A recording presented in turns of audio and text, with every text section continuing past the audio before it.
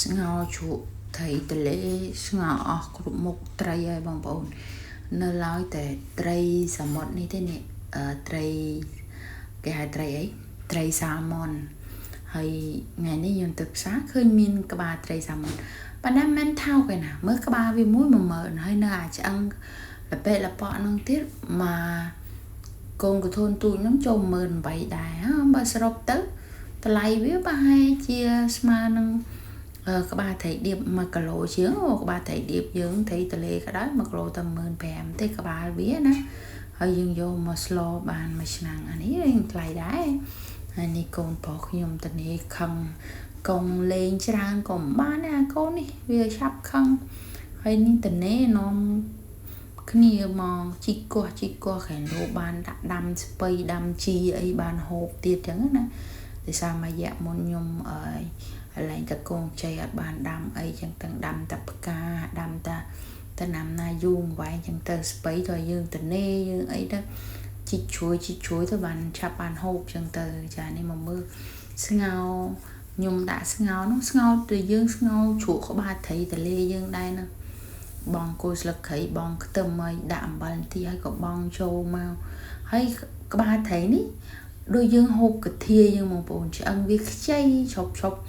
ប់កន្លែងឆ្ងាញ់ដែរតាយើងដាក់តែជូរពីឲ្យហិលមកជ្រលក់មួយទឹកស៊ីអ៊ីវ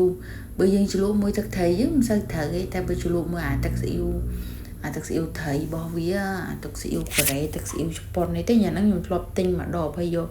មកទុកហូបចឹងហើយយកមកជ្រលក់មួយវាទៅពីត្រូវជាតិគ្នាញិចម្ទេសហិលបងប្អូនអូយហើយក្បាលត្រីហ្នឹងងាយផុយណាងាយផុយជាងក្បាលត្រីឆ្ដោយើងនេះអានេះតាមអំពុះចុចមើលទៅផុយខ្ញុំដាក់គ្រឿងសពគ្រប់ហើយខ្ញុំក៏បងជីយើងដាក់ឲ្យច្រើនមកឈ្ងុយឈ្ងប់ចឹងទៅហើយច្របាច់ក្រូចឆ្មាមកបានក្រូចឆ្មាខ្មែររបស់យើងទីរោបងប្អូននិយាយពីជូរល្អជូរជ្រះមកណាមិនជូរជ្រះជូរល្មមចាឆ្ងាញ់ណាស់ហើយបានហូបមួយបាយក្តៅចឹងទៀតអូយទៅជាមួយនឹងខែភ្លៀងហ្នឹងណាបងប្អូនខែភ្លៀងបានសឡអញ្ចេះអីអូហូយ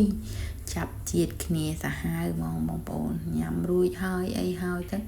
មកមើលកូនកំមុំខ្ញុំមកបងប្អូនអើយគ្នាបានចិត្ត3ខែ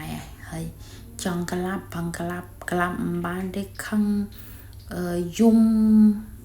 អាម៉ែអាម៉កឲ្យចៃដន្យកូនឆ្កែគេកើតកូនកើតអីណានេះបានកូនត្បូងកើត2ស្រាប់តែភ្លេចមើលខ្លួនមកស្ទុះ